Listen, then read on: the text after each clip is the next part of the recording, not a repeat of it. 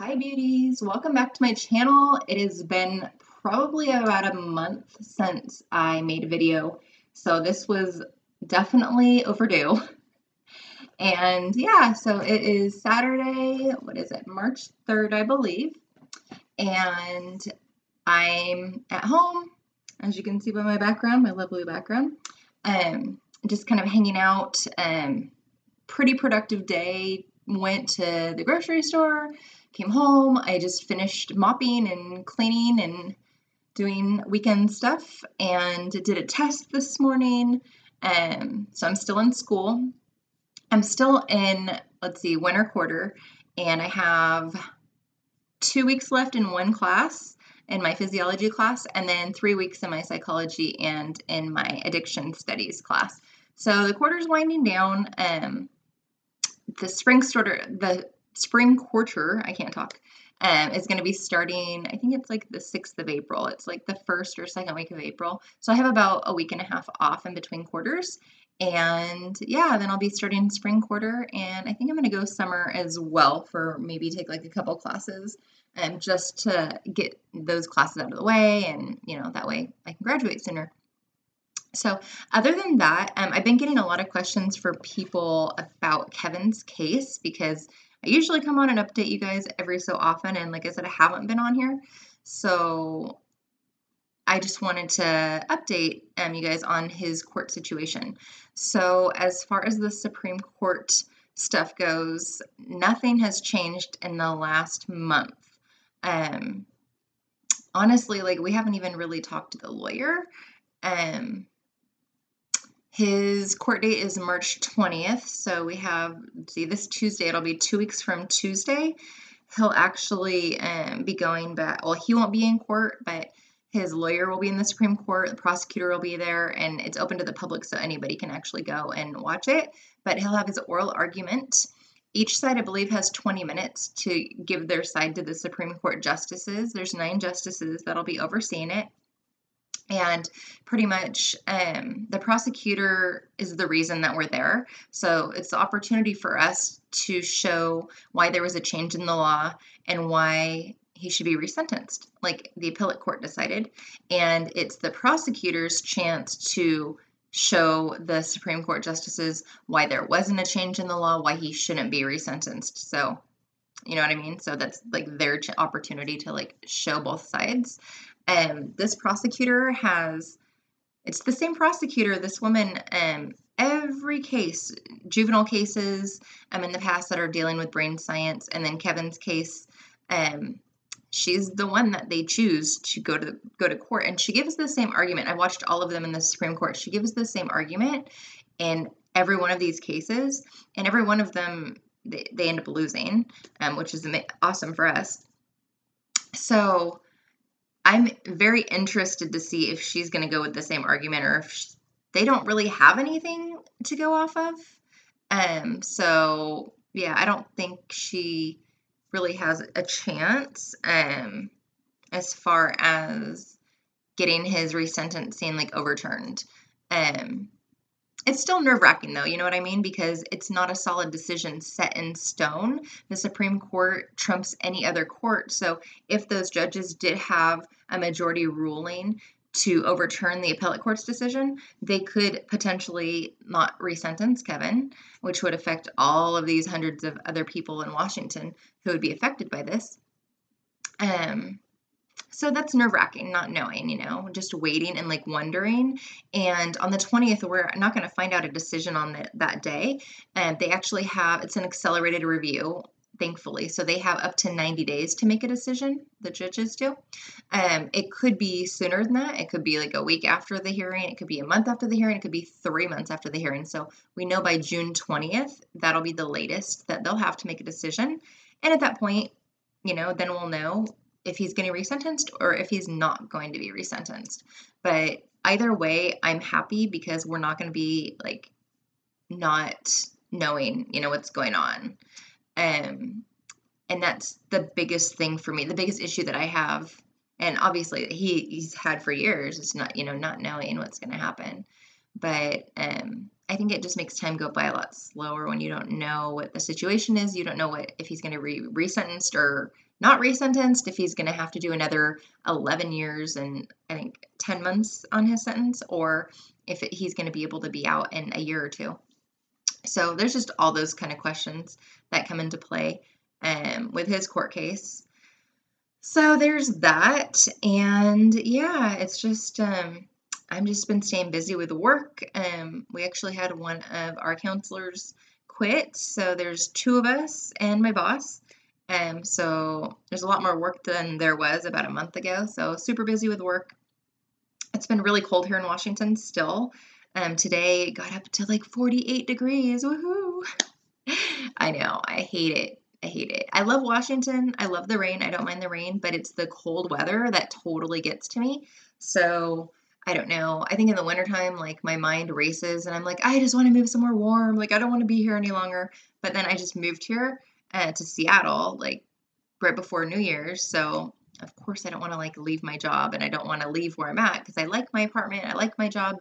You know, I like where I'm at. So I definitely want to stay here. But yeah, I'm ready to like go on vacation and be somewhere warm and enjoy myself for a few days away from everything here and just have some kind of like me time, I guess. But yeah, that's about it. Not much else going on. I'm still doing my weight loss stuff. I think a month ago I talked about like weight loss tips that I've done. I'm down to 165. I think I was like 167 maybe a month ago. So there's no real change in my weight loss. But like this last week, I didn't work out as much as I normally do. And I need to get back into that. I went grocery shopping today, got all healthy stuff. I've been eating really good. So I've stuck with that. So that's really good. I mean, I think your diet is like 80% of weight loss, you know, making sure that you're putting good foods into your body and that sort of thing, counting calories and keeping them low, your carbs low and stuff. So I'm still doing really good with that. I just need to like get into beast mode as far as like working out goes and like get on the bike more often. So I'm going to do that for sure. Like maybe tonight, tomorrow, definitely work out. So yeah, I still want to lose about 10 to 20 pounds. I don't think I want to get under 145 just because I'm 5'7". I feel like if I got down to 145, I'd look too thin. Just because of the way that I'm shaped very curvy. So I'm not meant to be skinny like at all. I've never been skinny in my life. So there's that. Oh, something else new that happened. I actually got Botox. I had it about 5 years ago, but I was reluctant to get it again just because when I got it last time, my eyelid like drooped down. It was almost like that, where like I couldn't put any makeup on my top eyelid. It caused my eyebrow to like almost be like straight across like that. And it was on both sides like that. So when I went to this doctor, which was 2 weeks ago, I told her immediately, hey, I had it 5 years ago. Like I had a bad reaction to it.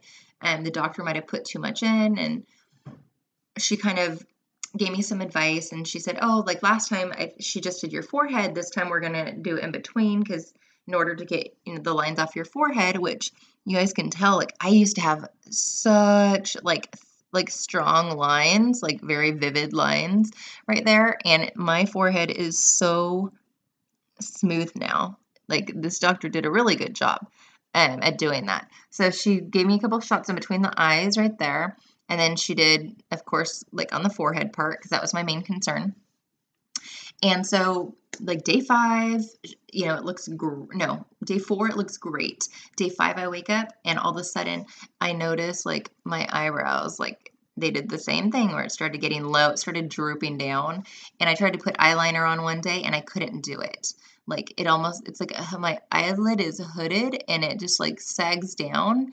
And if I were to put eyeliner on, like the skin on my eyelid touches the top right here. I don't know if you guys can see that, but it touches the top. So my eyeliner ends up going up here. It's crazy. It's super crazy. So it did this time, even though she was careful, what it did last time. See how my eyelid comes down like that? Anyway, so this last Friday, sorry, I got super up close and personal with you guys. this last Friday, they scheduled an appointment for me to go back in, which I did on, I just took like half an hour or 45 minutes off of work and then went back to work. So I went in there and she already knew what had happened, but she's like, darn it. She's like, I thought we did good. You know, I thought I gave you a low enough dose, or shot of injection, whatever you want to call it, of Botox to where it wouldn't do that. So what she did this time is she had me smile or squint like that. And then she put a shot there and she put a shot there. So on both sides, she did it there and there. And it's still in the process of getting to like where it needs to be. But she said it probably is about 3 days. So Friday, Saturday, Sunday. So by Monday or Tuesday, it should go back. She said it should lift. So it should lift my eyelid back up like it normally was. And I should be good. But she didn't charge me, obviously, for the second time when I went back, which I appreciate, and she was super nice about everything. But yeah, I was just like, no, like, why did this happen again? I waited 5 years for this, and it happened again. But so yeah, so Monday or Tuesday, we'll wait and see how everything turns out. I'm not one of those people that would ever get like filler in my lip. Like, I'm not ever going to get a nose job. I'm just not into like the plastic surgery and stuff like that. There's some things that I want to get done eventually, but I'm not into like getting surgeries to like change the way that I look and all of that. So for me to get Botox, it took 5 years for me to decide if I wanted to get it done again. And I did, just because I'm so self-conscious about my forehead, and it's just amazing to me. Like, you can see the lines if you really look, but it's just amazing to me like how much better it looks. And I'm just super self-conscious about that. So I'm very happy about that. And it lasts about if you guys are ever interested, it does last about 4 months, I think 4 or 5 months, depending on the person. So it's definitely worth it if you break it down and say, oh, like that would be like spending $75 a month on like skincare product or whatever. So I think it's definitely worth it if it's something that you're self-conscious about. And I'm a very animated person. You guys know this from my past videos. When I talk, I lift, my eyebrows do go up, and you could see the lines on my forehead. I can't do it now because of the Botox. Like, I literally, like, look, you guys, frozen, like completely frozen. You can only tell that I'm trying to lift my eyebrows because my eyes go like super wide. But yeah, that's my Botox story. So it's not a total nightmare Botox story, but I did have a situation, went back to the doctor. Hopefully it'll be rectified in the next couple days and I'll be good to go. But it's not bad enough to where I'm not going to go outside, you know, 'cause, like, I'm fearful of like what people are going to think of me. So anyways, I just wanted to share some of my life with you guys since it's been a month since I've talked to you. So doing the weight loss thing still, working, obviously, going to school, still in the same apartment. Kevin's case is in 2 weeks. School's going to be ending soon. It's just, you know, normal Tammy prison wife stuff. Prison wife life stuff. Oh, I did create, actually, I don't think I had a group. I just created my own group because I've never had my own prison wife support group. It's always been somebody else that's created it, and I've joined them from the beginning to help run these groups. So most people that I've known for a long time think that it's my group, but it really hasn't been. But I did decide to leave the groups that I was in before and start my own group. A couple of my really good friends, I asked them if they wanted to be admins in the group, and so I have my friend Caitlin, my friend Christy, my friend Nicole, my friend Summer, Caitlin, Christy, Nicole, and that is it. So there's 4 of us, so 5 of us, including me. Yeah, it's really cool. We don't have met that many people in the group because it just started, and you know, we're all pretty busy, but you know, we try to make time to go and be active in the group. But it's called Surviving the Prison Wife Life. I liked when we had Secret Life of a Prison Wife how it like rolled off the tongue. It was like, you know, the name of it is like something that you remember. And so Christy and I and Nicole were kind of like brainstorming ideas, and I came up with that one, and I thought it was cool. So if you're interested in joining a prison wife support group, or if you're a girlfriend, wife, you know, if you have a significant other that's incarcerated, go on Facebook, look up Surviving the Prison Wife Life. You can ask for verification like the other groups. So it would be like a picture of a letter you've received with the stamp that they put on it. It would be a picture from visiting. You could even send us a picture of an email that you've gotten if you have never gotten a letter or a picture. And once we get verification, we can get you added. And yeah, it's a great group. Like I said, it's small right now, but small groups are kind of nice. Everybody likes their own sort of type of group, but we're still really active and we're all really like close knit. A lot of us have known each other for a really long time, so it makes it nice. And so there's a lot of knowledgeable women in the group. So if you have any questions, go ahead and leave them down below in the information thingamajigger. If you're new to this channel, welcome. My name is Tammy. And I am a prison wife. My husband's been incarcerated for 15 years, and we're going through the process to get him resentenced. He has a 28-year sentence, and yeah, that's pretty much it. But I do these videos on, things related to being, in a relationship with somebody that's incarcerated, whether it's budgeting, whether it's talking about parole or them getting out, or talking about red flags. If you're met while incarcerated, met before incarcerated, like just go and look at the videos. There's tons of stuff. I talk about how I got married in prison. I talk about family visits and Washington and like how that works. I talk about all sorts of stuff. So yeah, it's just various stuff that I talk about. I'm going to be doing a video here in a little bit, actually, that's going to be related to prison life stuff. And so you guys definitely want to tune in for that. You want to click the little bell thing because that'll actually alert you of any new videos that I download to the channel. So like, subscribe, tell other prison wives that you know about the channel. We're up past like, I think it's like 1,200 or something, like 1,100 or 1,200 subscribers, which is awesome. I never thought I would ever get this big. So yeah, I will see you guys later. Thank you again for watching, like always, and I love you guys. Bye.